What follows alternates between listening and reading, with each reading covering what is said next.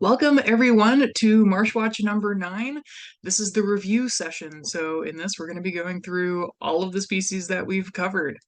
It's going to be a bit of a lot of information to cover, so we'll get going pretty quick here. But before we get started, I'd just like to say that I'm joining you today from Saskatoon. We're located on Treaty 6 territory, which encompasses the traditional homelands of the Cree, Dakota, Nakota, Saulteaux, and Stoney First Nations, as well as the homeland of the Métis. My name is Leanne Latremoy, and I work for an organization called Birds Canada.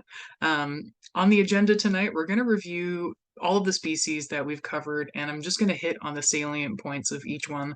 I have added a little icon that lets you know whether you're more likely to hear or see an individual, and we're going to be focusing on either the visual aspect or the sound aspect, or for a few of them both, depending on what you're likely to encounter, just as a review.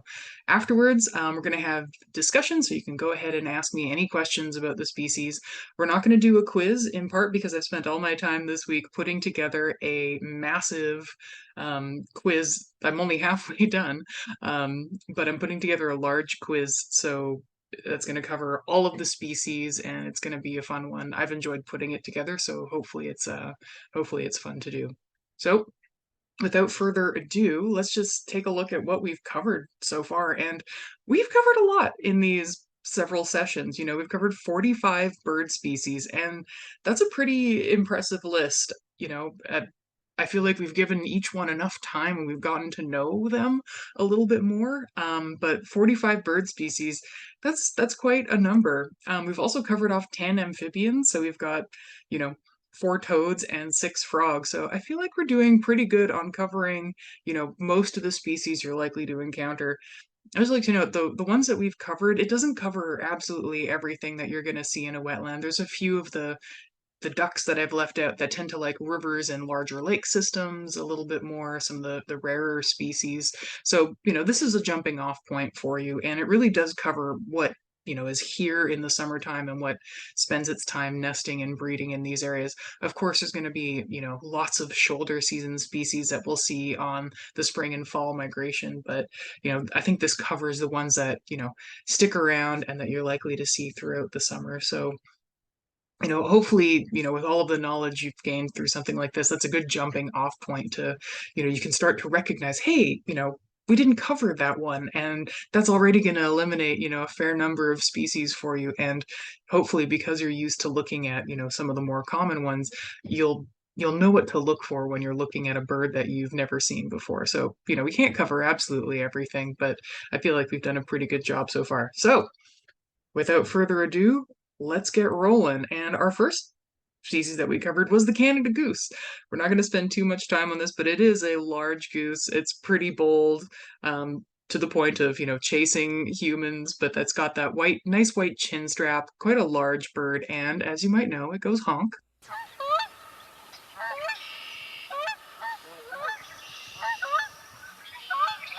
Turn the volume up a little bit. Oh, that is our lovely Canada goose. In the spring and the fall, in certain flyways, you'll want to pay attention. You might get a cackling goose, and that's going to be essentially, a duck-sized Canada goose. But during the breeding season, we'll be having those great big Canada geese. Okay, we've got a couple of green-headed dabbling ducks, and both of these species are ones that you're likely to encounter, visually out on the water. We've got mallard and northern shoveler, and because that green is an iridescent color, depending on the way that the light is hitting it and is reaching your own eye, it can look a little bit purplish, bluish. It can look totally black in poor lighting conditions. So just keep that in mind. Sometimes you will see a mallard that's got like kind of a blue shiny head, and that's really just a trick of the light. All of those colors are actually a structural color. There's no green pigment. So the mallard, pretty easily identified. It's got that bright yellow bill, shiny green head. It's got a nice white little collar and that chestnut breast. One thing I don't think I pointed out in the other sessions is if you look on the rear end of the mallard, the drakes have these nice little curls on them. There's no other duck that's going to have those nice little drake curls. So that can be something, if you're seeing just the rear end of the duck or it's tipping up, you can easily identify it by those curls on the boys. So The northern shoveler is a similar looking green-headed duck. It's got that big spatulate bill. It's really quite a large honkin' bill.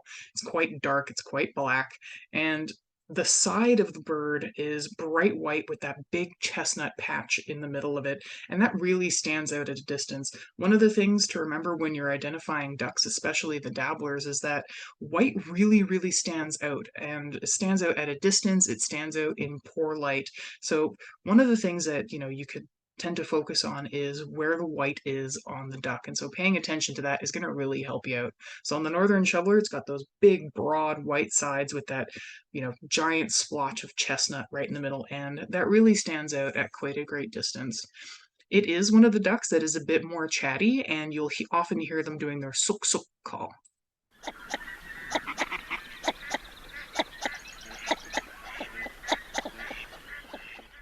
So you'll often hear that, especially as they're flying into an area. So oftentimes, if they're coming in from behind, you'll hear that before you, turn around and notice that there's a duck flying around. So you can still use your ears to your advantage with ducks, but by and large, you're mostly going to be looking at them visually. They'll be sitting out on the water. Some of them will be on shore. Some of them will be on pea fields in the fall. Okay, two more dabbling ducks. We've got the gadwall and the northern pintail. The gadwall is going to look gray overall at a distance, and the really defining feature of the gadwall is that big black rear end. There isn't another dabbling duck, even the hens, even the females, they're going to be brownish overall.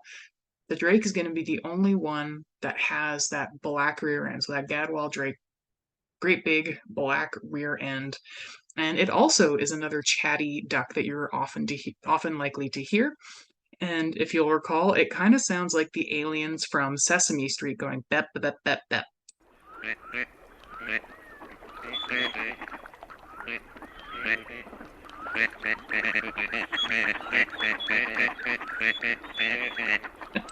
I can't help myself but laugh. I think that's one of the best duck noises. It's kind of hilarious, and they're another chatty one, and you'll often see them, flying and making this call. So it's another one that you're likely to hear as it's in flight. It's got a black and orange bill, that kind of, mostly black, but edged in that orange color. Pretty nice looking duck, if you ask me. The northern pintail drake is a very, very handsome duck.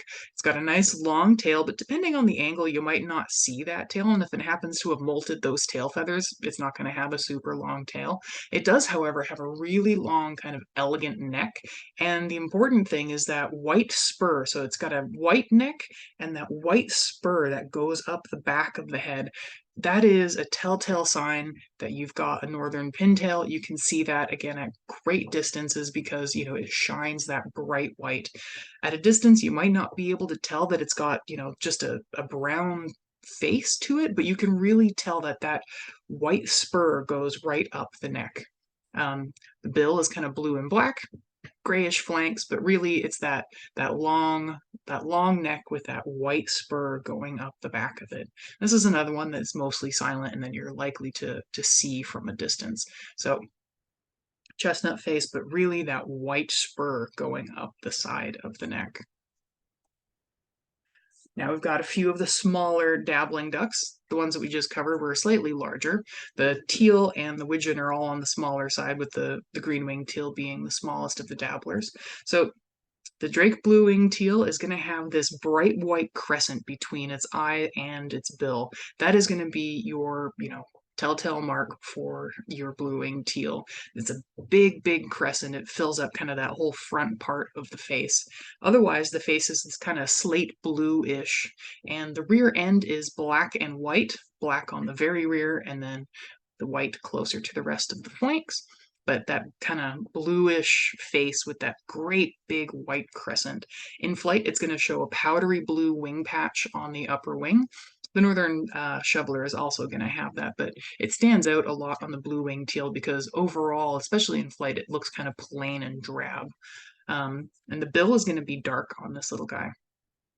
On the green-winged teal, that white spur kind of on the forward flank near the breast, that's going to be a really helpful clue. There isn't another species that's going to have that, white spur right there on the body. So if you see that little white spur, maybe it's, far away and you've just got a small duck, at a distance, that green and that red, they really, start to get muddled. They can almost look just the same color, especially at a distance, but that white spur shines like a beacon.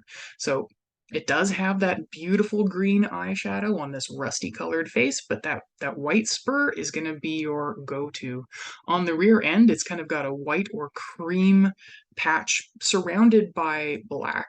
That's going to be a little bit different between the blue-winged teal and the American widgeon that also have black and white on the rear ends, but the green-winged teals is surrounded by the little creamy white patch is surrounded by black.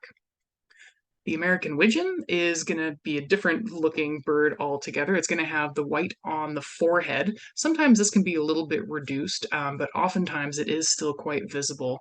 Otherwise, those pink flanks are really distinct. There isn't another dabbling duck that's going to have those kind of soft salmony brown flanks to it. That's really quite a unique color, and if you see it in person, it's actually quite gorgeous. It's another one that has that black and white rear end with the black on the rear part and the white closer to the flank. Otherwise, it also has a little bit of green mascara, but this is a species that has quite a bit of variation in the drake plumage colorations, and some of the individuals can have, less green in their face, and they can also have varying amounts of white. So they can have, a much whiter looking face, or they can have more dark on their face. So variable, but those pinkish sides are really going to be a good telltale mark. It also has a relatively stubby bill, and you can see this especially, right next to the green-winged teal and the blue-winged teal. It's got a stubby little bill that is, kind of a pale bluish color, not very, brightly blue, but it's rather pale and it's edged in black. So that can be another clue for you. So those are our small dabbling drakes.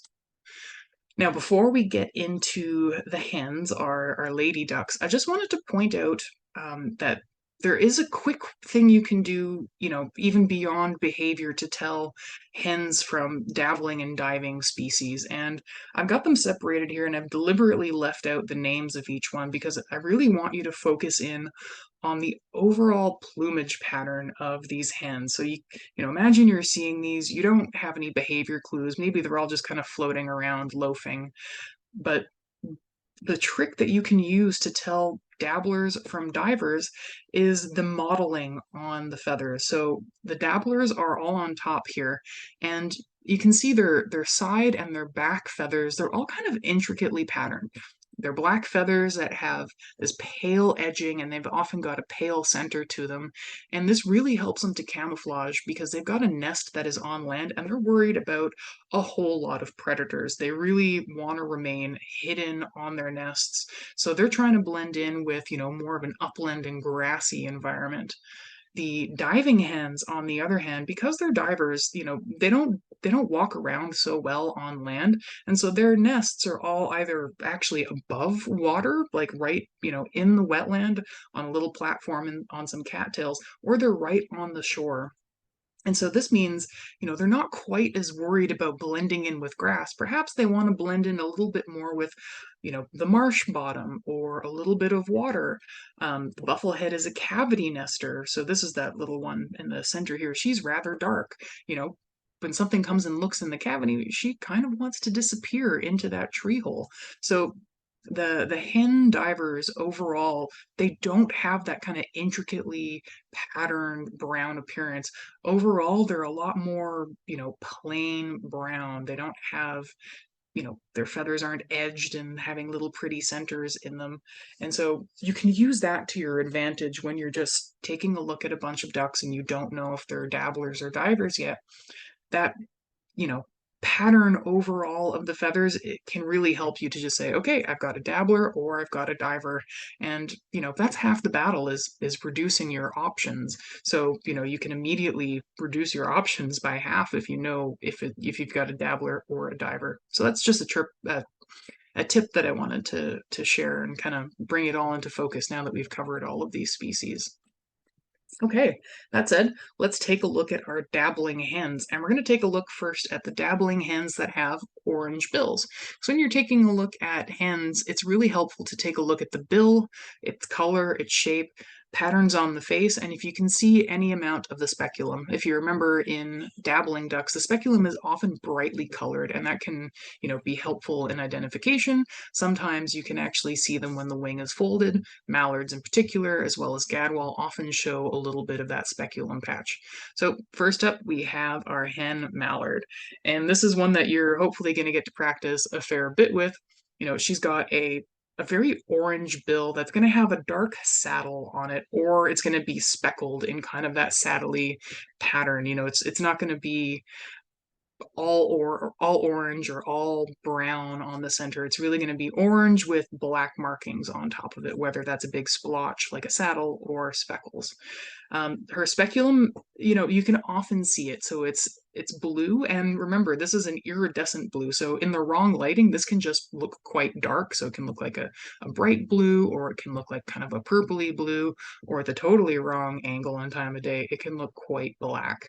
It is bordered with white and black, however, so that is a pretty good telltale sign. You know, blue bordered above and below with black and white.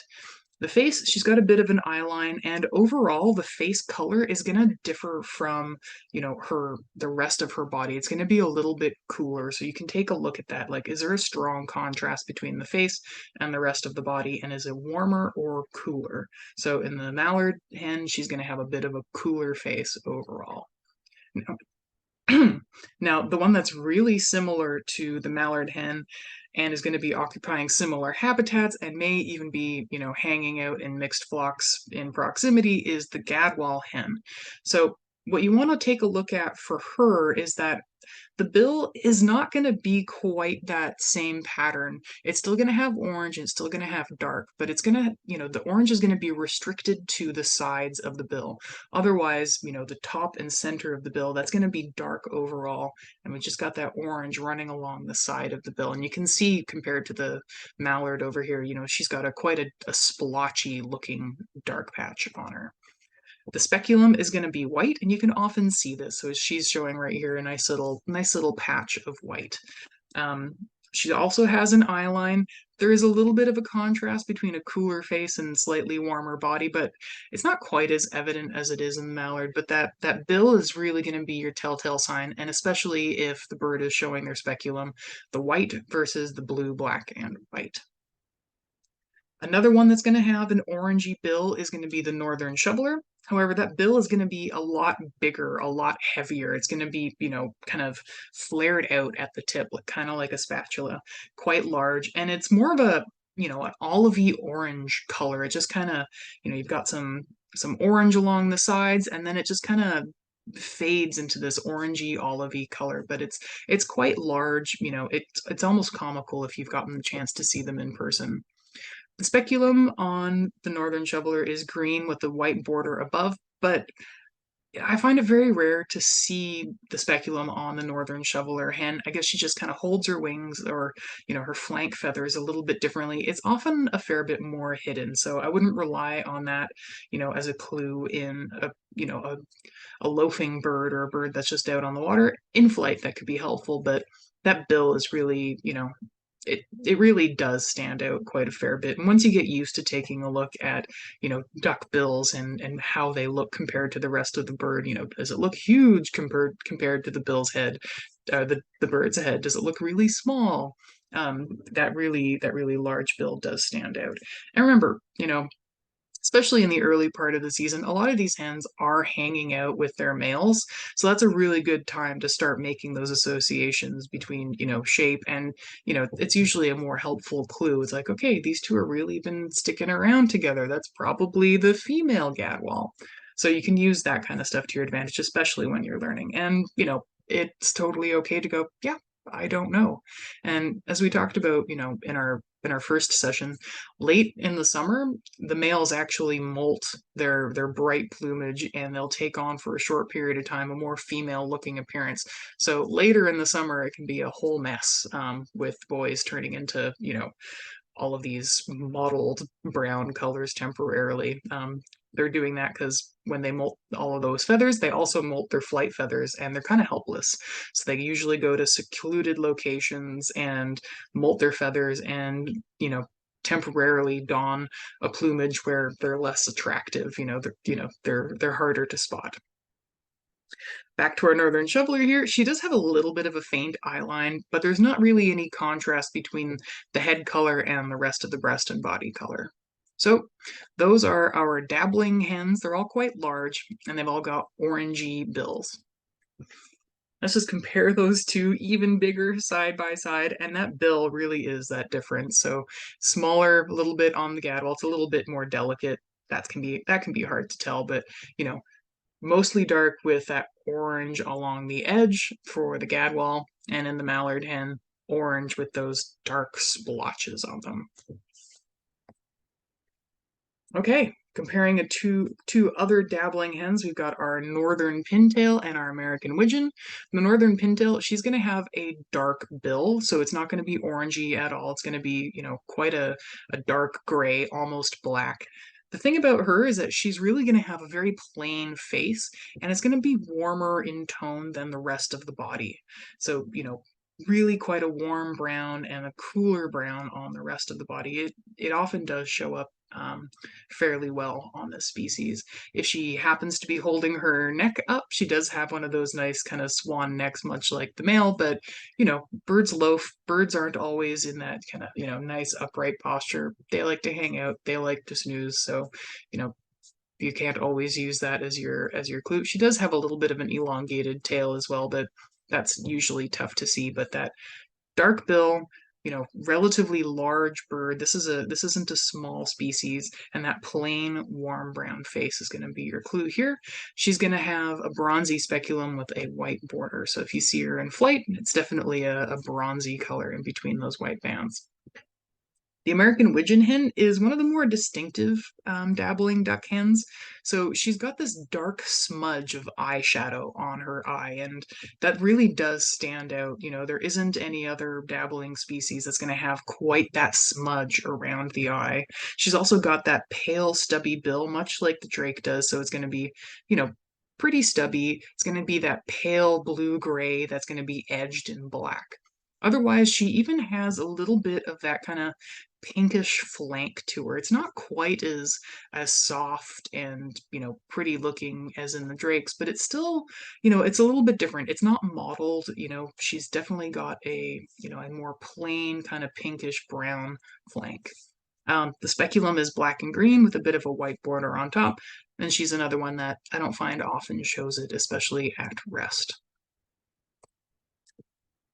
And the two hens that are quite little, these are our teal, the blue-winged, and the green-wing. These ones are the ones I find that give people the most trouble. They gave me the most trouble for a long time. I just see this teeny tiny little duck with a dark bill. And that's your clue that you've got a teal hen, quite small, dark bill, and they'll both show a bit of a green speculum. The trick really for these two species is in looking at the face. So in the blue-winged teal, overall, it's going to have a paler looking face than the green-winged teal. And that's because she's got these white eye arcs kind of above and below the eye. There is a faint eye line there, but it's not super prominent. It's those white eye arcs that really catch the eye. And there's also kind of a whitish base of the bill. Those two things combined make it so that the whole face is lighter in tone overall than the green-winged teal. In flight, she actually shows a quite nice powdery blue patch on the upper wing, much like the drake does. The green-winged teal, going to be a little bit more compact looking overall, but really she's going to have quite a darker face. So she has a bit of a darker cap, she's going to have a dark eye line, and she's going to lack any of those pale eye arcs, any of that pale base of the bill. So really, if you see a small, kind of mottled brown dabbling duck with a kind of a dark gray bill, take a look at the face and check out to see if there's any eye arcs, if the face looks pale, or if the whole face looks quite dark overall. The green-winged teal hen also does show, I think my arrow disappeared. She's got a little cream patch right at the back, like kind of along the side of the tail here, which if you can see that, she's going to be the only one that has that little cream patch. But that can be kind of subtle. And really the overall just darkness of the face will let you know if you've got a green wing or a blue wing teal. So blue wing, pale face, green wing, dark face.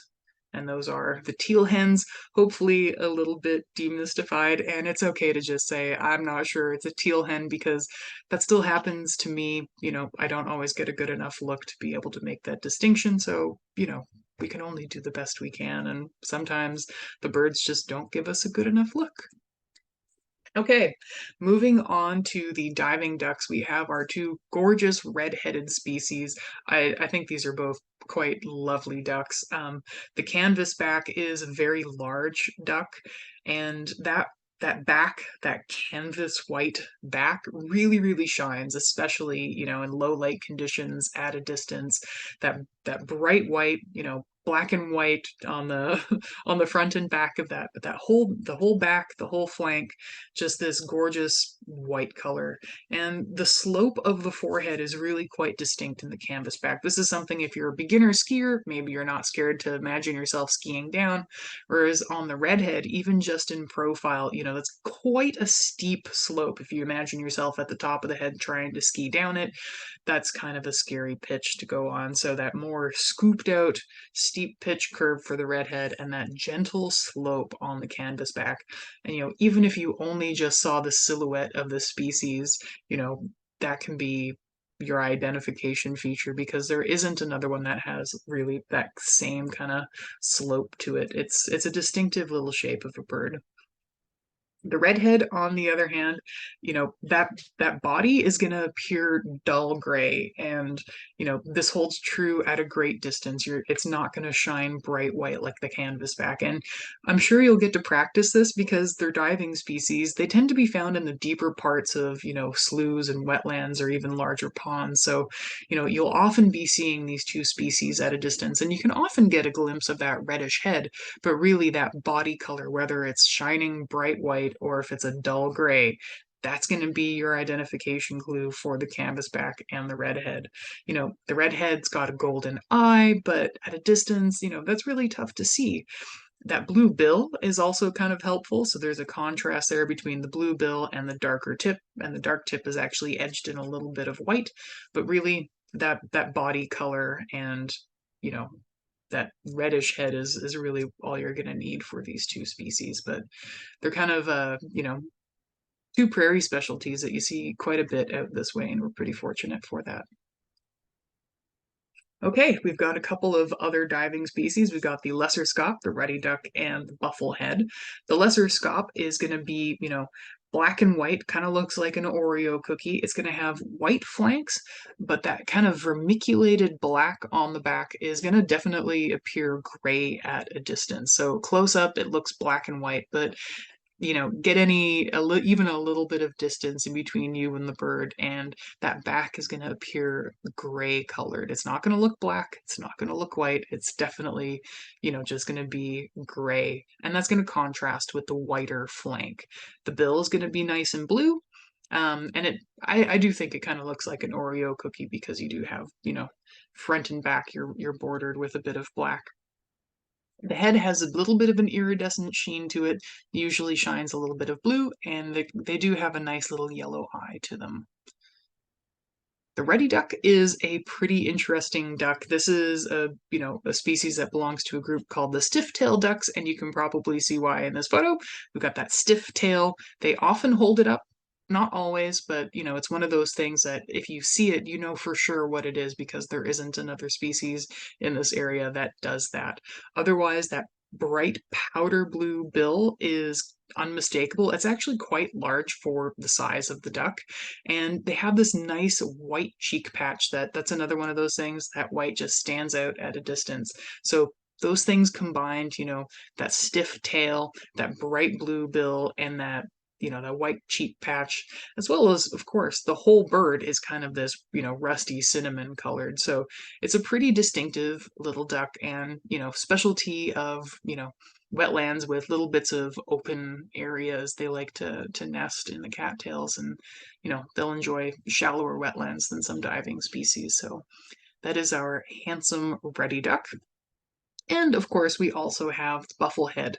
Um, this is another pretty easy species. That big white patch on the back of the head, that, really quite large, there is no other duck that's going to have anything remotely like that. So it really stands out on that kind of black head and black upper parts. The flanks and body, or the flanks and kind of breast area are white. That does stand out a fair bit. But again, it's just that white patch on the back of the head really, really stands out for you.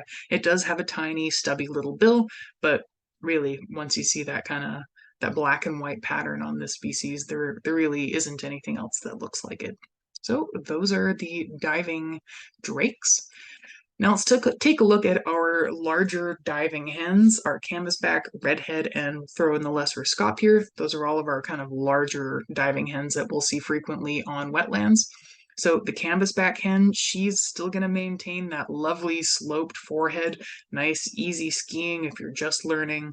She's going to be warm brown overall. She does have a bit of a pale eye ring, a little bit of a pale throat, but really that sloped forehead and, as we mentioned earlier, the overall body color isn't going to be mottled at all. So the redhead is going to have a bit more of a scoop, going to be warm brown overall as well. Going to have a bit of a pale eye ring, some pale eyeshadow, and a pale base of the bill. The lesser scaup hen is going to be, a much darker brown overall than the redhead and the canvasback. She's going to have a steeper forehead, say, than the sloped forehead of the canvasback. The base of the bill is going to be variably white. Usually in the breeding season, it's a bit darker, and that can lighten up as the season progresses. Especially in the winter season, they have quite a white mask, but in the breeding season, it's a little bit more subtle. One thing to keep an eye out for is this kind of yellowish brown eye, and that will stand out a little bit on this species. The other two both have dark looking eyes. So that is our larger diving hens. We also have our small diving hens. So the ruddy duck hen is also going to have that stiff tail. I find that the hens tend to keep them down a bit more so than the drakes. She's going to have this pale cheek patch with a stripe running through it. Going to have a nice little dark cap, and overall going to be just a small, compact little duck with a fairly large bill. She's going to be warmer brown, but it can also be kind of a cool brown as well, but not quite as dark as, say, something like the bufflehead. But that line under the eye on a kind of a little bit of a paler cheek patch, that is going to be your ruddy duck hen. The bufflehead hen is quite dark overall, and she's going to have an oval patch kind of below and behind the eye.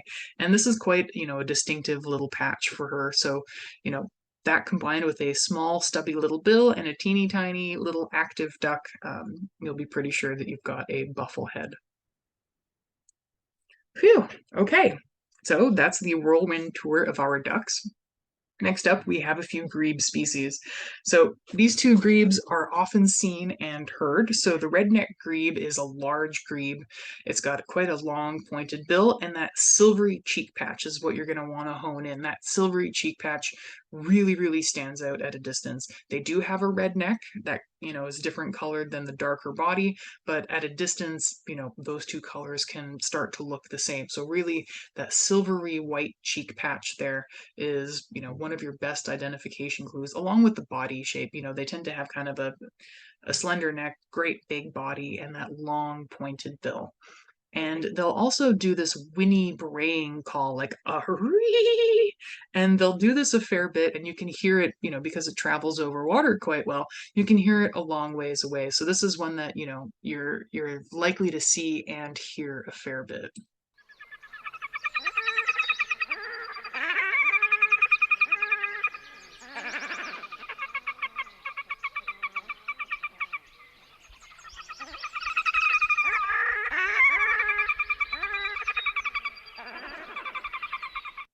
It really sounds quite strained and quite forced, like kind of a laughing, if you will.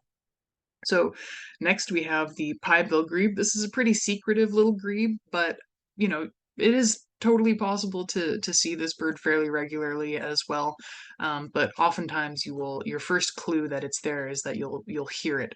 So it's compact grebe, kind of got a blocky head and stout little body. It's pretty dark overall. This kind of just this plain dark brownish color. What's really visible on it though is this whitish bill and this whitish eye ring that kind of connects the two together. And it's also got a nice dark band around that bill. It does have a nice little dark throat, but really that kind of, you know, compact little bird that's kind of all dark brownish, dark gray, and that white, bill. It's not a long bill, it's quite a stout, pointed little bill. And they do two calls. More frequently heard is the ow hoop call, and its variations on ow ow ow ow ow hoop ow hoop ow hoop, and they can draw that out to varying degrees. So here's an example of the ow hoop call.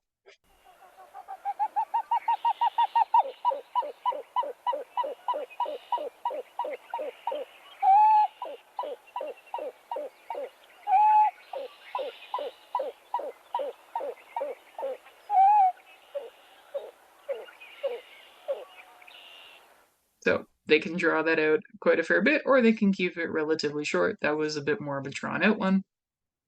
One that you might hear if you're a little bit closer to them, and usually if there's two of them, is they do this kind of little kind of laughing hyena call between the two. Oftentimes it's two members of a pair doing this. Oops.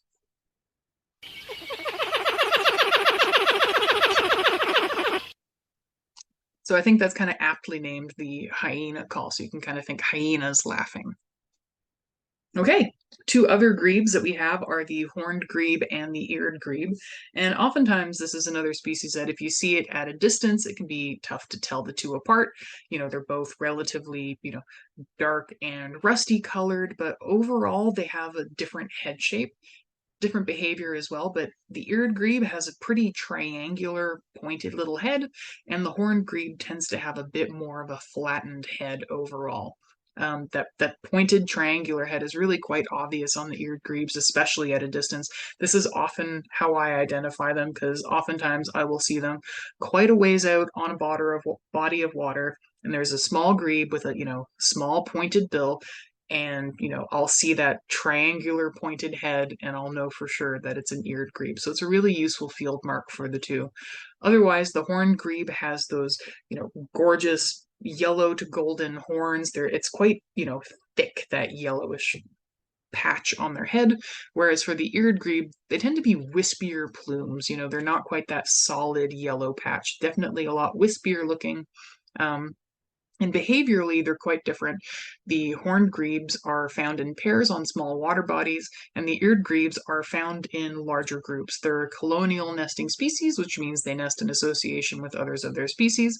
So you'll often find them in groups, groups of maybe 10, 15, 20, 30, 40, 50, 100. They can be quite large colonies if you've got the right conditions. So that's just a little behavior clue. If you've got a small grebe and it's a grebe, it's small, compact, fluffy little bum, doesn't have much of a tail there, and just that behavior alone, you're going to have an eared grebe if you're seeing 40 of them in the breeding season.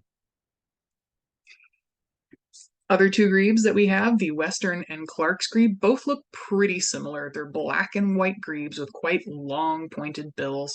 They've got these long kind of swan-like necks and this, black and white pattern to their neck, which is quite pretty. And they both, enjoy larger bodies of water. They nest colonially in, stands of cattails in kind of secluded areas of marshes and lakes. And the key to separating these two species is the extent of the black around, the eye, or the lack thereof. So the Western grebe, there's going to be black feathering that surrounds the eye. In the Clark's grebe, those eyes are going to be surrounded in white. So I like to, think you can see the eye in the Clark's grebe, and that's kind of how I've written it to my brain. You can see the eye. It's a Clark's grebe. C for Clark. So The other way to tell them apart is by the bill color. Both of them have a yellow bill, but in the Western grebe, it's quite a fair bit more dull. There's a bit of black on it, and it's just not a vibrant yellow color.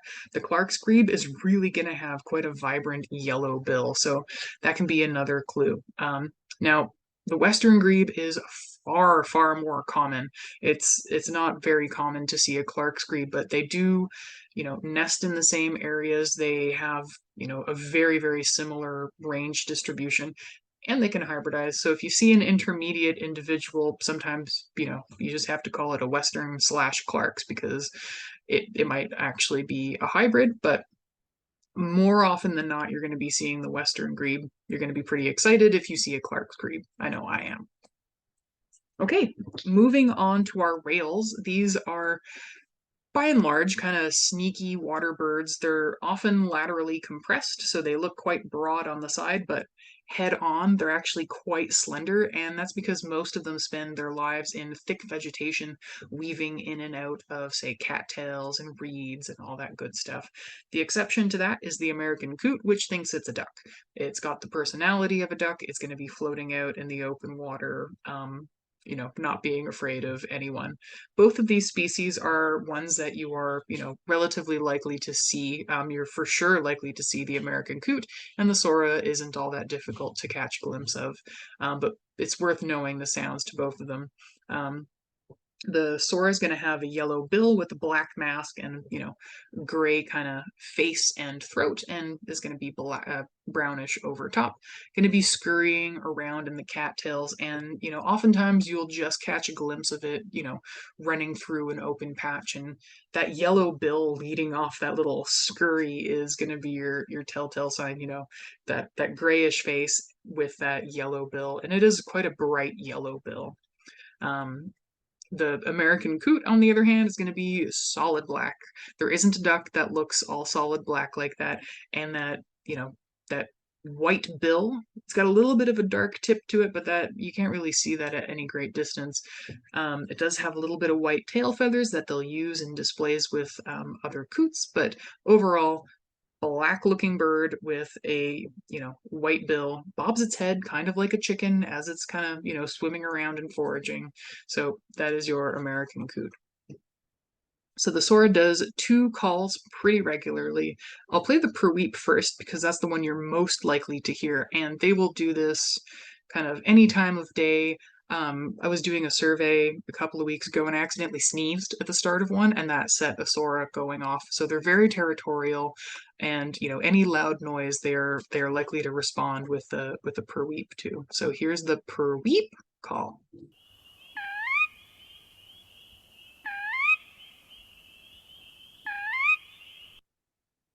And the other one that they do is the whinny call, and that kind of, can go on for a fair bit of time, or it can be quite short, but overall it has the same pattern.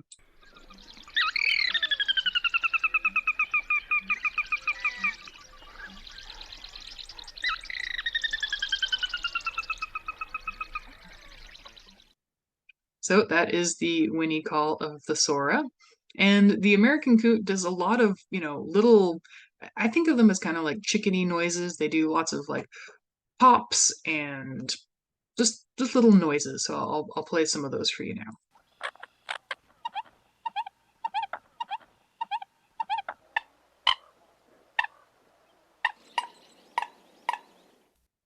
So that's one where, you can use your ears to go, oh, I think there's a bird over here. And then you see the coot, and eventually you learn all of those little noises that they make in the wetland. The two other species of rail that we have here in Prairie Canada are the Virginia rail and the yellow rail. Both of these are far more secretive. The Virginia rail is active, right at dawn, at dusk, and at night, and the yellow rail is absolutely a nocturnal species. If you do catch a glimpse of the Virginia rail, it's totally possible. Look for that drooping red bill and that gray face.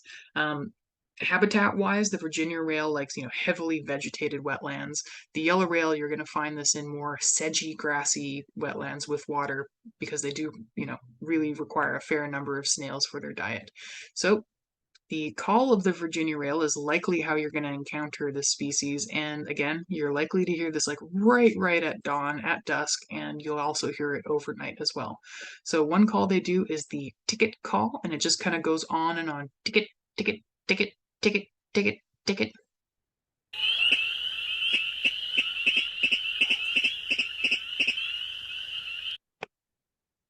I'll play that one again.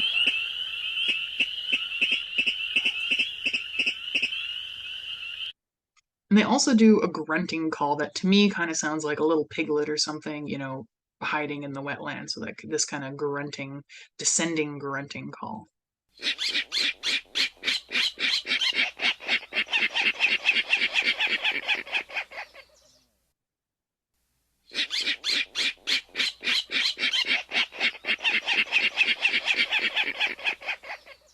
Which is kind of hilarious that comes from a bird, in my opinion.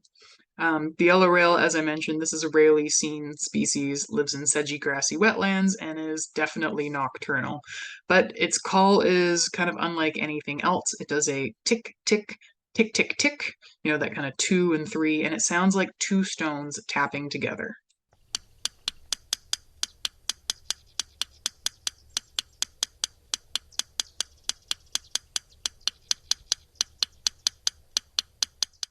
So that's the yellow rail. We've got some herons and bitterns. The great blue heron, I'm sure, needs no introduction. Large heron species, overall gray-blue with that lovely dark cap to it. The American bittern and the least bittern are definitely more secretive species. The American bittern is far more common, especially in prairie Canada. The least bittern just kind of gets into, Manitoba a little bit. But the American bittern can be heard from a great distance and is colloquially called the slough pumper out here. And it makes just this incredible song.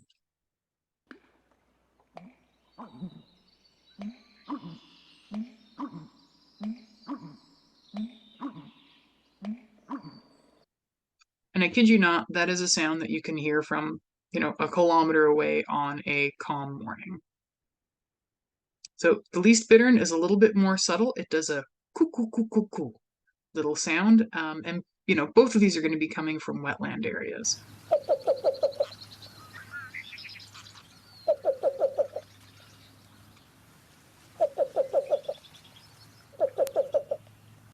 The least bittern definitely favoring heavily cat-tailed marshes. So those are our bittern and heron species. Two of them definitely you're more likely to hear. It took me forever to actually get a good look at American bittern. Okay, moving on to shorebirds.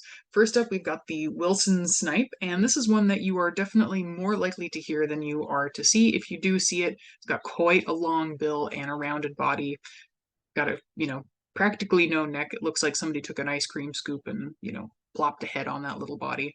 But they do this incredible winnowing flight display, and they'll do this by, flying up and diving, and the air moves across special tail feathers, and it makes this sound. And so you're going to hear this, and it's going to sound like it's coming from, multiple directions. It's going to be moving, and that's because it absolutely is. That's how the species makes the noise. So here's the winnowing flight display.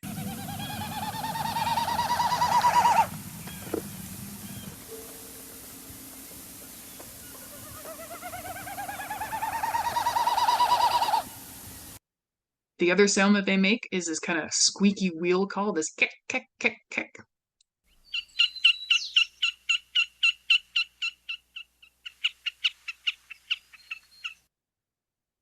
So you can imagine a wheel that probably needs a little bit of grease squeaking away in the wetland. Another species that you are absolutely going to encounter is the killdeer, and you are likely to both see and hear this species because the killdeers are very, very vocal. If they see you anywhere in their vicinity, they will start talking. Visually, the bird has two bands around the neck. That's going to separate it from all of the other plovers. There isn't another plover that has those two neck bands.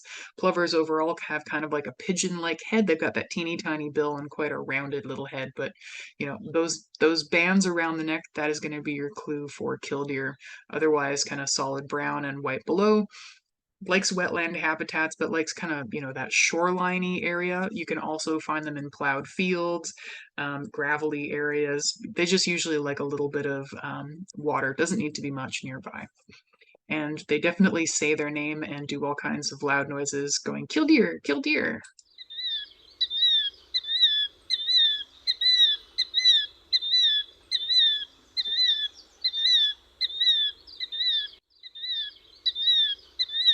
Trying to get that to stop. So that is definitely one that you are likely to both see and hear. A couple of shorebirds that you're more likely to see are the Wilson's phalarope, American avocet, and black-necked stilt. The Wilson's phalarope has a very, incredibly fine needle-like bill. Like it's so incredibly fine. You could probably sew with it. It's got a nice dark eye line that extends from the eye down the neck. This is the species that has the sex roles reversed. The females are the boldly, brightly colored ones, and the males are the ones that are more dull and do the parental care. So, the males are going to look more dull than the females, but overall they're going to look fairly similar. The back is this rusty brown and kind of blue grayish color.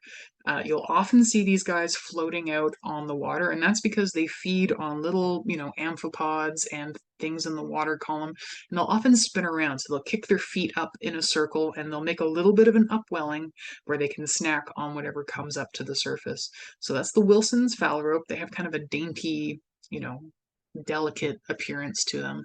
The American avocet is a really, gorgeous species. It's got this long, fine, upturned bill that is more upturned and curved in the females.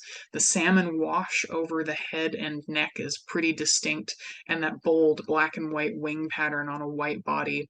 Got really, really long legs that are kind of this light blue-gray color, and you'll often see them, walking around the edges of wetlands. This isn't a species that's going to swim, but they will wade a fair bit, and they can wade, all the way up to their bellies. Black-necked stilts are something that is increasing on the prairies, and this is, really delicate looking shorebird. They've got incredibly long, very bright bubblegum pink legs and this gorgeous black and white pattern. They also have quite a fine, long, needle-like bill, but this overall black and white pattern is pretty distinct. That kind of black head that goes down across the neck, and these, black little wings. Quite an interesting looking species. If you ever get the chance to see them, their bubblegum pink legs are just absolutely incredible. Very neat little species.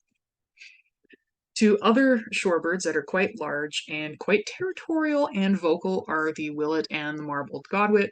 The willet overall is this cool gray. It's got, kind of a medium sized bill that's quite stout, and it's all, gray colored. It's got dull legs. They are not yellow on this species. They're just going to be dull, kind of this, grayish color. And in flight, they show this bold black and white wing pattern. And that's really going to be, helpful if you see this species get up and flash those black and white wings. Otherwise, it's kind of cool gray. That's absolutely going to let you know that it's a willet. And the willet is definitely territorial. If you are anywhere in its territory, its vicinity, and it notices you, it will fly at you. It will yell loudly. You can be, very far away from its nest, but it just wants to let everyone know that you are there. And it's another name sayer, so it will say willet, willet, willet, or it can also go pill, will, willet. I'll play those two for you.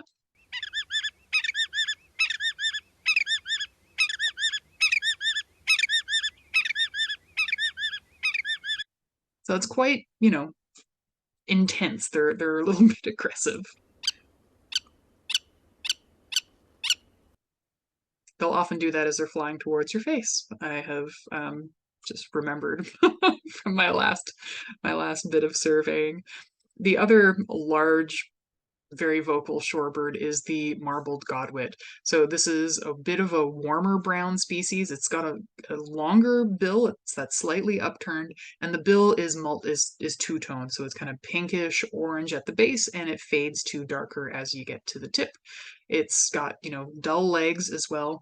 And when it flies, it definitely shows a lot of kind of this warm cinnamon color in the wings. It's actually quite pretty. It is another one that will, get up and come yell at you from, oh, I don't know, a half kilometer away if it happens to see you in the vicinity, and it will come yell at you. It's another namesayer, and it does variations of godwit. It can just do the god, or it can do the whole godwit to varying degrees. So I'll just play some examples here.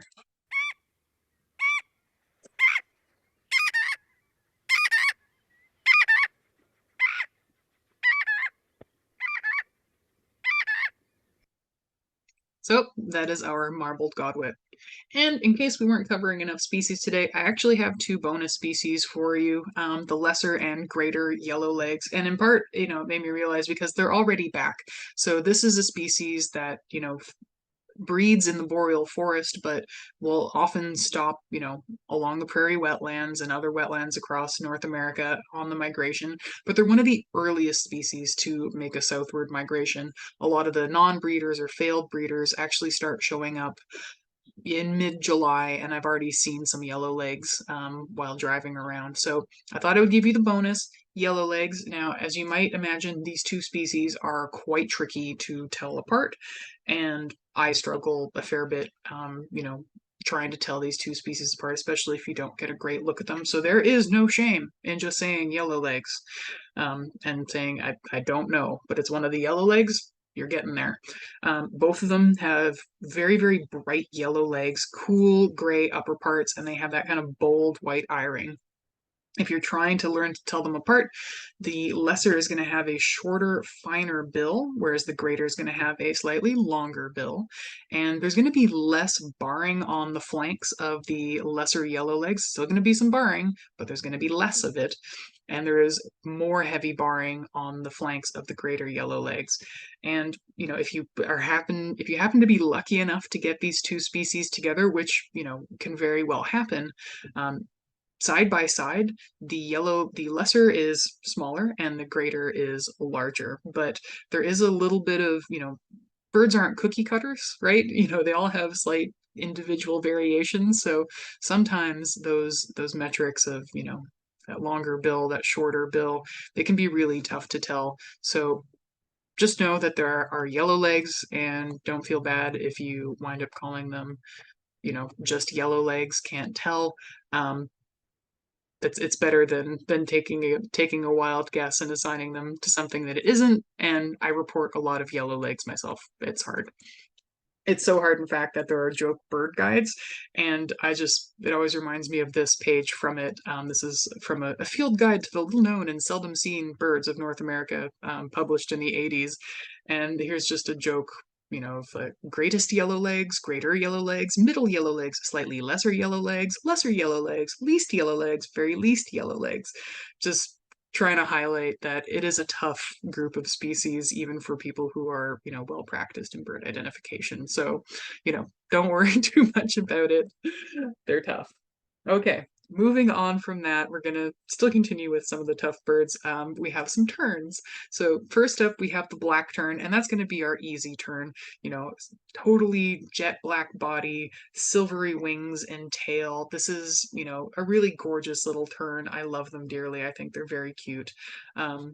They're quite dainty. They pick insects off the water. They're just a nice little species. The other two terns that we have commonly during the breeding season, we've got the common tern and the forester's tern, and they're both, very, very similar and hard to tell apart, and it's not always possible to tell them apart based on the look that you get. But what unites the two, they've got, overall, they've got a white and gray body, they've got a black cap, and these guys will dive into the water after their prey. So they're the ones that do those dramatic, dive and splash to get something. The black tern is just kind of a gentle, I'll just pick this off here, I'll pick this off there. So got the black tern and your common and foresters. Telling the terns apart, the common and foresters, is actually, as I've learned, a little bit easier when the birds are perched. So if you're lucky enough to see them perched, focus on the wings and the tail. So we're going to be focusing on the back half. The bills are slightly different, but because of the differences in lighting and distance from you and the bird, I don't really recommend relying on that bill color solely as your only identification feature. It's just, to me, it's hard to tell if it's, oh, is that reddish enough? Sometimes the light can really throw you off. So the better thing to focus on is that wing and tail area. So in the common tern, those wingtips are going to be darker and they'll appear quite dark when the bird's got its wing folded up. So those are the primary feathers there sticking out. And you can see they're quite dark. And also the tail is shorter than the extent of the primaries. We call this a tail projection. So, or wing projection. So the tail is shorter than where the wings project out to. On the forester's tern, on the other hand, they have silvery looking primaries, which when folded up are quite pale. They're not going to be that solid, dark color when the wings are folded up. And also, that tail is quite long. So those tail feathers project out beyond that wing projection right there. So those two things, those wingtips, whether they are dark or silvery, and whether the tail is shorter or longer, you know, maybe you can't remember which one has which feature, but know that that's where you should be looking on those two species. And go, oh, Leanne said something about the wingtips and the length of the tail, or the darkness of the wingtips folded. Remember that if you remember nothing else, if you're trying to tell these two species apart. In flight, it can be a little bit tricky overall. There can be a little bit of dark on both of the species I've seen. More commonly on the common tern, there can be a bit of a dark wedge, but overall, the upper wing color is going to be, consistent with the upper back color on the common tern. On the forester's tern, that upper wing area here is going to be silvery. It's going to be paler in contrast to the darker wing. The common tern is going to have a grayish belly, whereas the forester's is going to have a whitish one. But, because of the way shadows work, oftentimes that gray is too subtle for you to get a really good look at. If if the bird happens to bank and you see a, nice and clear, oh, totally white belly, then great, but it can be, a tough one. So use it in your arsenal, but it can't, it's hard to rely on any one feature alone for these two species. So that even gray above, in the kind of upper wing coverts here in the back versus the contrast between the back and the upper wing for the foresters. So two tough species. Hopefully I've helped demystify them a little bit. And if anything, you get better at bird watching and you come back to this lecture and you go, aha, now I get what she's talking about. Okay, we've got some wren species, and these two little birds are not likely to be seen. They're small, they are brown, and they tend to both be, relatively secretive. So even if you did get a look at them, you often, don't see them close enough and you don't get a good enough look at them to tell them apart visually. So what we're going to rely on here is their call. So we've got, for the marsh wren, got a gurgling rattle, and it almost sounds like he takes a little breath before its little song, but the song varies in an individual. So we can take a breath and sing, and then take another breath, and then, sing a slightly different song. It's kind of, it varies within an individual. And you'll also find these ones in deeper marsh habitat. So look out for marshes that have bulrush and cattail in them. There is overlap in the two species where they have habitat, but marsh wren tends to be in deeper water wetlands.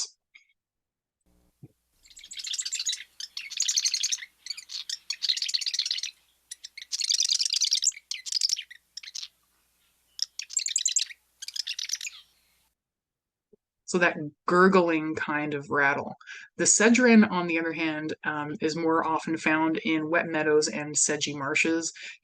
As the summer progresses, as that water decreases, you can get the sedge wrens moving in as well into those, formerly deeper water wetlands, but tends to prefer shallower areas, and it has a more mechanical rattle sound. It definitely sounds like a sewing machine. It's usually got 2 or 3 introductory, notes, and then it goes into a full rattle.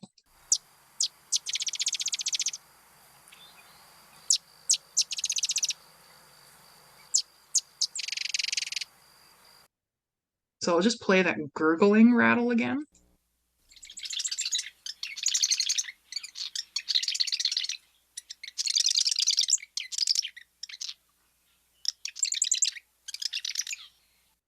Versus that more mechanical sewing machine rattle with the intro notes from the sedge wren. Oops.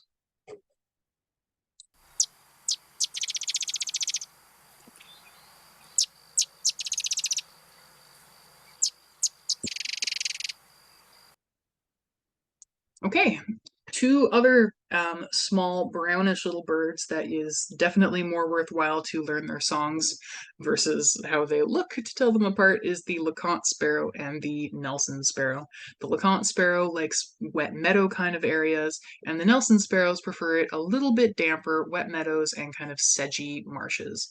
Um, the LeConte sparrow has an insect-like harsher call that goes a ch versus a more bacon sizzle, quiet, ephemeral call of the Nelson sparrow. So let's play the LeContes. Definitely sounds like you might think a grasshopper or something. Versus that bacon sizzle of the Nelson sparrow. So you're tossing a bacon into a hot pan.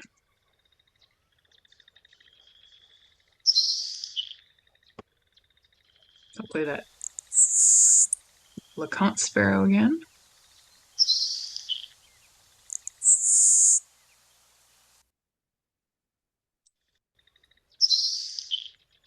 And that sizzle.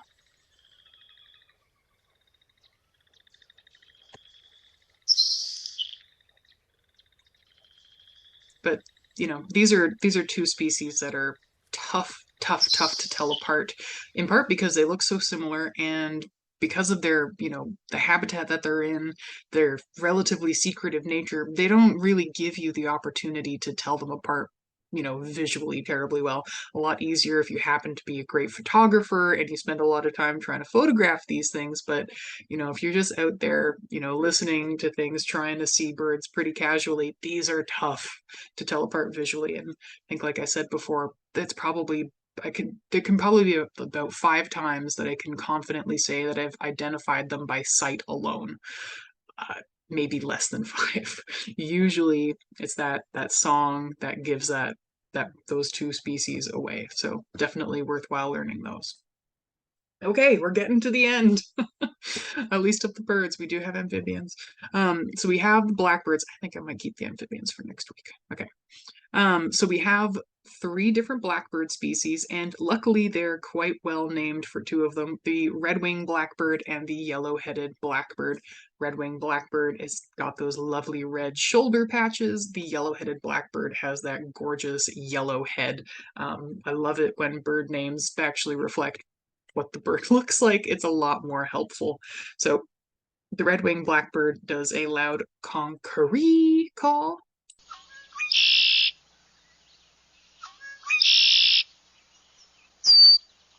And allowed that, whatever that is. The yellow-headed blackbird, on the other hand, is quite an interesting sounding bird. It does a song that kind of just throws all of the frequencies at you, kind of sounds like a bandsaw. They do this long wah song. I'll just play it for you. It's kind of hilarious.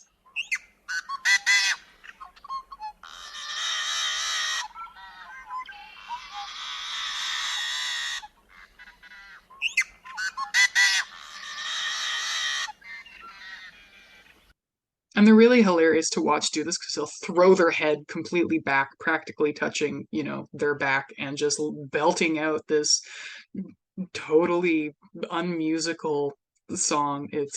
They're quite a trip to watch. On the other hand, the bobolink looks a fair bit different and it isn't named, super helpfully in terms of ID, but kind of like the bufflehead, it's got that patch on the back of the head. It's a bit straw colored and, the rest of the bird is black with, white patches on the wing and back. So it's a pretty noticeable blackbird, especially that patch on the back of the head, because in part, if the bird is perched and facing you, all you'll see is the black body. But if they turn their head to the side, you can definitely get a look at that straw-colored patch on the back of the head. Best part about this bird is absolutely its song, and it sounds like R2-D2 or a robot.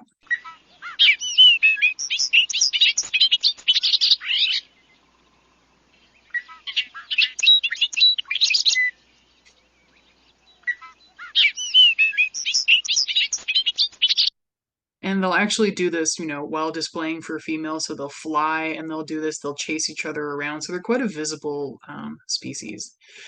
The females, on the other hand, for all of the blackbirds, do not look quite like the males, but the exception of the yellow-headed blackbird. She resembles the male for sure. She's brown instead of black, and she's got, a much reduced yellow kind of face and breast.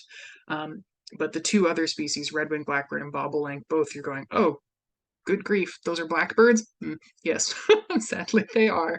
So the one thing that you can tell on these species is that all blackbirds have a long kind of conical pointed bill. Sparrows have a shorter, more, just shorter, more seed-eating like bill, but the blackbirds have a longer conical shaped bill. So you can see that absolutely in the red-winged blackbird here. So she is streaky brown overall. She has a whitish eyebrow and a dark bill, a little bit of red around the bill. The big giveaway, honestly, especially during the breeding season, is that she's going to be hanging out with a bunch of male red-winged blackbirds. You're going to see this species oftentimes, together. During migration, sometimes you'll have the odd female red-winged blackbird that shows up at a bird feeder and, you scratch your head for a while because you're confused for a bunch of reasons, but it does happen. So streaky brown bird with that kind of whitish eyebrow and that long kind of pointed, very, very fine pointed little bill there. The bobolink female, she's going to be this kind of streaky straw colored overall. Her bill is going to be a light pinkish color, and she's going to have that kind of dark eye line and a little bit of a dark crown. She's also going to be hanging out with her male a fair bit. So, you can always use association to help point you in the right direction, but those long conical bills are really helpful for the females. Okay, we've got the northern harrier. So this is our raptor that hangs out in the marshes a fair bit. They actually nest right in cattails. And the males are this kind of blue-gray overall, and the females are more, brown and streaky. We're noticing a pattern here. And what's really helpful in identifying the northern harrier, both sexes, they show this white rump patch in flight.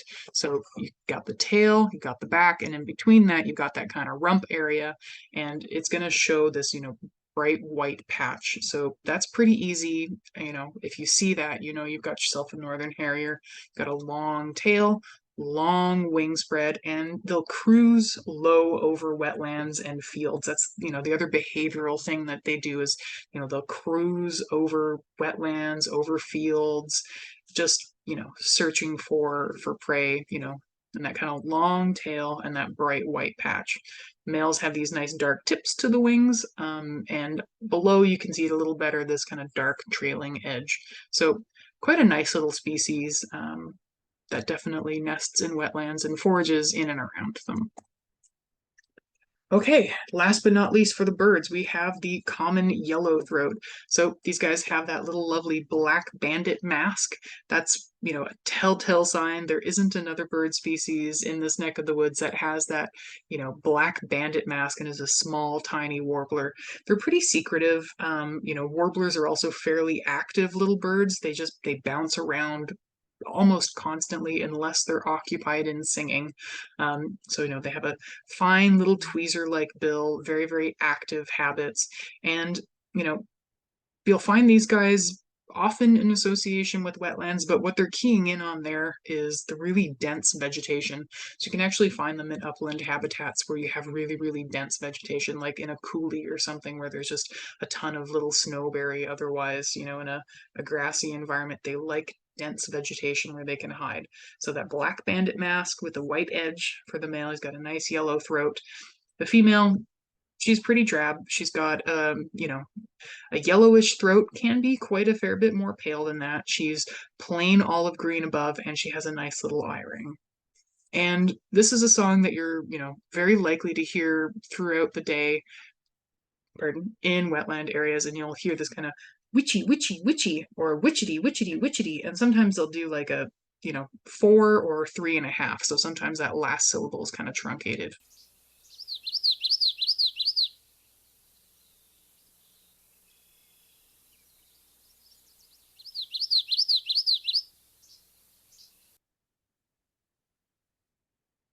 Okay, so that is our common yellowthroat. Are we feeling up for doing the 10 frogs and toads? Get some thumbs up, or do you guys have the option for thumbs down? If you want to get going, don't feel free to thumbs down. I got one thumbs up. Make your voice heard. Okay, I've got two thumbs up at least, three thumbs up. Okay, we'll keep going for our frogs and toads then. Okay, so first up we have two of our smaller frogs. So this is the boreal chorus frog and the wood frog. These are two that you are, really, really likely to hear in and around wetlands. These are probably the two species that, at least here in Saskatchewan, I hear the most frequently. So the boreal chorus frog, if you do run into it, has a dark eye line that extends down the side of the body. That eye line that kind of goes all the way down the side. It doesn't stop like in our wood frog. They've mostly just got this kind of dark wedge behind the eye, a little bit of line along the snout here, but it doesn't extend along the side of the body. So if you happen to see them, this is how you identify this species, but more often you're going to be hearing them. And the boreal chorus frog is the one that sounds like running your thumbnail over the teeth of a comb.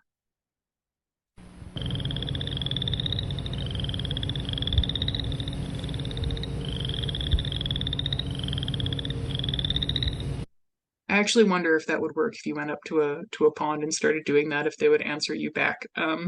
Feel free to go and try and let me know if that works. The wood frog, on the other hand, often does these kind of harsh quacks. I do run into wood frogs visually a little bit more than boreal chorus, for whatever reason. So little harsh kind of quacks. Often people think like, oh, what is this? What is this duck calling?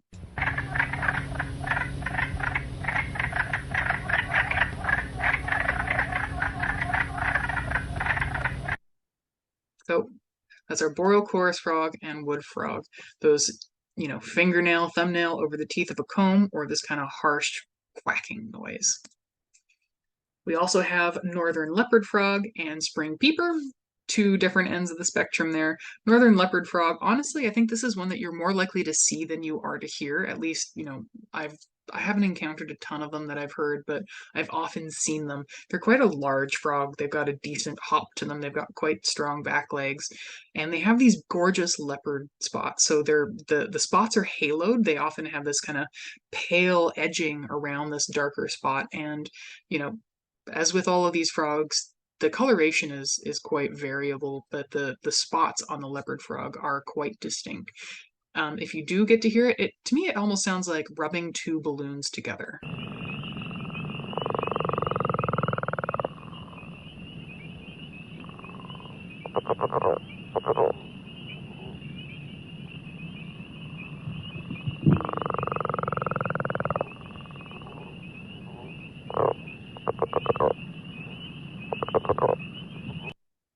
Or kind of like that throaty noise that kids discover that they can do, that they, do for a while and annoy the heck out of you.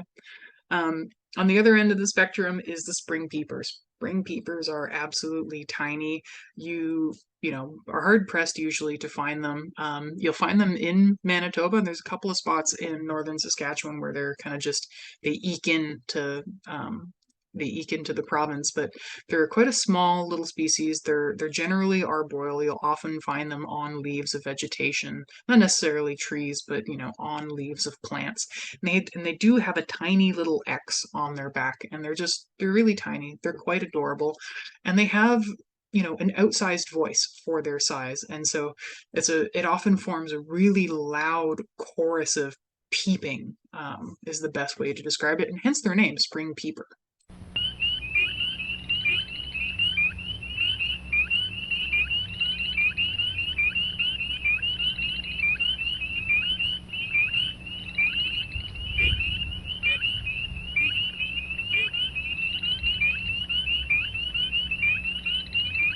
So that is the spring peeper. Again, an outsized voice for the tiny frog that it is. And last but not least, we actually have these two interesting species of tree frogs. They are arboreal and they have enlarged toe pads, and you actually can't tell them apart visually. And this actually all gets back to how the two species came about. The oh, I'm going to get this mixed up now because I don't have it on my slides. One of them is diploid and one of them is tetraploid. Yes, that is the term. So basically they have one of them has the regular set of chromosomes and the other one has, double the set of chromosomes. So you normally have 2 chromosomes. One of the species has 4 chromosomes. So they look identical. You can't tell them apart by looking. The only way you can tell them apart is by, listening to them. And in the gray tree frog, it has a flat pitch and you can hear the pulses in it in a little whir. I'll just play it.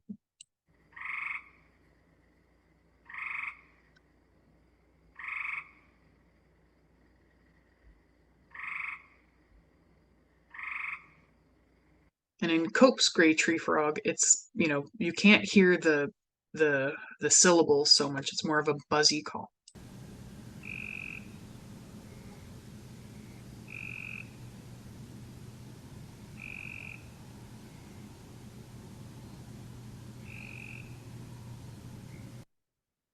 So more of a burr, a buzzy noise, and versus the pulsy whir of the gray tree frog.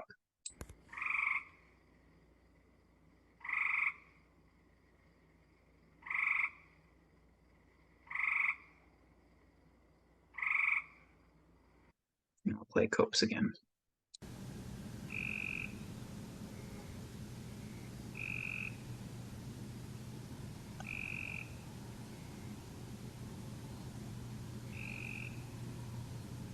So those two can be kind of tough to tell apart, and don't feel bad if you just wind up defaulting to gray tree frog or, just the tree frogs, because they are tough to tell apart. Okay, I'm getting near the end. We've got 4 left, and they're all toads. Toads overall tend to be, wartier and drier skinned than frogs. They also don't hop quite as well. They don't have as well developed hind legs. And as you can see on this Canadian toad picture here, he's kind of got, stumpy little back legs. So the Canadian and American toads can look quite similar, and one of the best ways to tell the two apart is by looking at the cranial crests. So toads have, different lumps on their heads, and they'll have these kind of kidney bean shaped parietal glands, but along, closer to their eyes and closer to the front of the head, they'll have these, enlarged crests as well. And in the Canadian toad, they mostly run parallel in between the eyes and they'll connect up at the base. Sometimes these can be so large that it just looks like one big lump in between the head, but they can also be, quite a bit smaller in some specimens and really look like those parallel lines. You can actually see it in this Canadian toad here. You can see that line there and that line there, and they hook up at the base right there.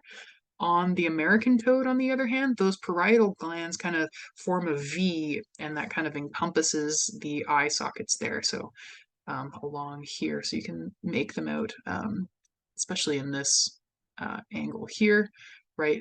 In that kind of V or L shape that encompasses the eye on the back of the head. Oh no, it did it again. My Canadian, I don't know why it disappears when I go to present my my Canadian toad. This only does it when I'm doing this live. Interesting. Okay. I'll play it afterwards, but both of them sound, almost the same. They have a long monotone trill. In the American toad, it is very long, and in the Canadian toad, it is shorter, but longer than the tree frog. So let's listen to the American toad.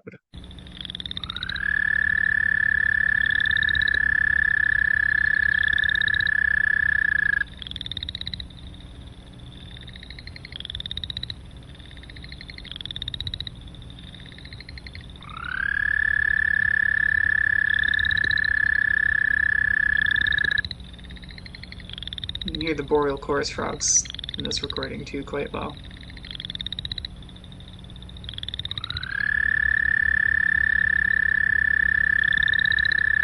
And they almost sound like they're taking a second to, get up to volume. So that's the American toad.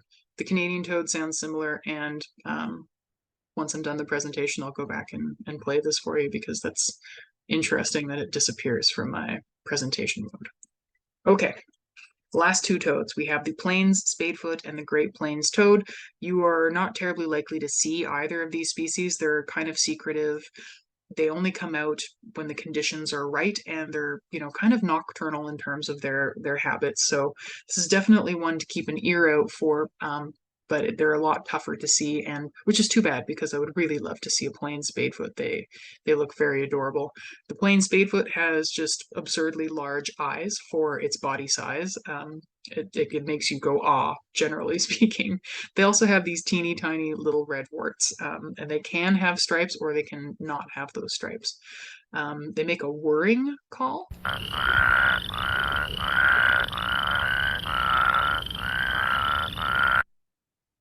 And the Great Plains toad, has larger dark splotches. They have many warts in each of those dark splotches, and it has a louder mechanical trill.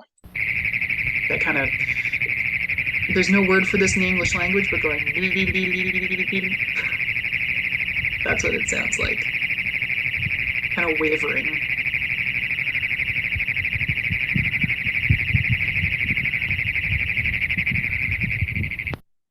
I'll play that whirring of the plains spadefoot.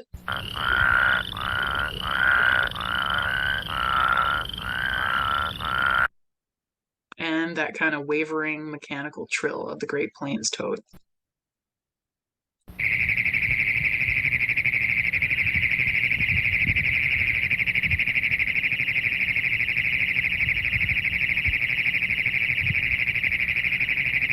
It's a pretty neat call. I've heard it once before. Okay, that is our review. And since we've gone over a fair number of species that occur in a lot of different wetlands, I have a challenge for you. I would love it if you could register for MarshWatch, download the app, or get the data sheet. Get out to any wetland of your choosing, or many wetlands, as many as you want, or wherever you want, and submit a MarshWatch checklist. This is going to help us have an idea for where marsh bird species are across a large scale. So, it's a pretty easy form to fill out. At the end, it's going to ask you if this is a complete checklist, and if you're going, gosh, I still don't know my birds well enough, but I know enough that I can report a few, but I know there's lots that I'm leaving out that I just don't know. You can say this is an incomplete checklist, and we know how to treat that data. If you're a pretty good birder and you want to go out and say, yep, I'm pretty sure about all of these species that I'm encountering, I'm feeling really good about reporting all these species, go ahead and classify it as a complete checklist. So, get out this next week, and try to collect any checklist that you can. It doesn't need to be long. It doesn't need to be, somewhere far away from your house. If you happen to be traveling somewhere this weekend, if you happen to drive past a wetland, maybe pull over, stop, and give a look, give a listen. It can be a 2-minute long checklist. All of it is going to go into a database that helps us do our work here. And it, for me, it's always something fun to have a little bit of a goal. So you want to learn these species, but okay, and now I can submit a checklist because I know enough to be useful for bird conservation for it. Not that you can't be useful in other ways, but I don't know. For me, it's always nice to just report things that I'm seeing. And for MarshWatch, this can literally be wherever you are. If you're tuning in from the States, I would still love a checklist from wherever you're at. So, it doesn't need to be restrictive at all. Any kind of wetland of your own choosing. So, if you want to, go ahead and do that. As always, my contact information is up on the screen here, skatlas@birdscanada.org. You can visit the MarshWatch homepage, and you can always visit Birds Canada's website, hit us up on all the socials. And a big thank you to our supporters, the Manitoba Fish and Wildlife Enhancement Fund, the Government of Canada, the Saskatchewan Ministry of Environment's Fish and Wildlife Development Fund, as well as Sask Power for sponsoring this program and making it all possible. It's been a ton of fun to do.